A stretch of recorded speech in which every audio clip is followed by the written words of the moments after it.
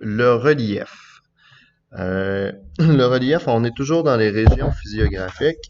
Ces régions-là, on peut déterminer, en fait, on peut les séparer en fonction des différents reliefs qu'elles partagent. Le relief, c'est quoi? C'est un terme en géographie qui permet de désigner l'élévation, en fait, d'un lieu par rapport à la surface de la Terre, par rapport au niveau de l'eau.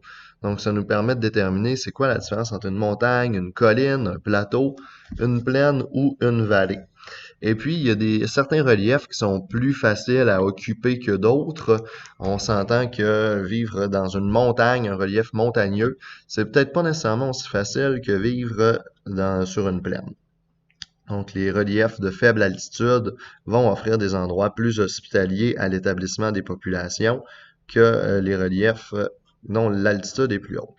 Juste pour te montrer un petit peu à quoi ça peut ressembler, je te donne un exemple. On voit vraiment le niveau de l'eau ici, qui est l'exemple du fleuve Saint-Laurent. On a une région qui s'appelle une vallée, sur laquelle je reviendrai tout à l'heure, qui c'est les basses-terres du Saint-Laurent, puis qui est un petit peu plus haute en altitude par rapport au niveau de l'eau. Et on a la région du bouclier canadien qui, quant à elle, est plus haute que le niveau de l'eau et encore une fois plus haute que la vallée qui se situe juste à côté. Alors, les reliefs de la montagne, je crois que j'ai pas besoin de le décrire beaucoup. On peut voir que l'altitude est importante, il y a plusieurs sommets, et généralement, on va parler d'une chaîne de montagnes, donc plusieurs montagnes qui se trouvent une en arrière de l'autre. Les Appalaches en sont un bon exemple. Une colline, c'est en fait une genre de petite pente, une butte. Donc un relief d'altitude modérée, la pente est généralement douce et les collines se trouvent au-dessus des plaines et au-dessus des plateaux. On retrouve de nombreuses collines, notamment sur le bouclier canadien. Les plaines sont une vaste étendue de terrain, c'est plat, l'altitude est peu élevée, le dénivelé est faible, donc il n'y a pas de différence d'altitude entre deux points. Les plaines sont l'endroit le plus propice à la pratique de l'agriculture. Les plateaux, c'est ce qu'on a vu tout à l'heure.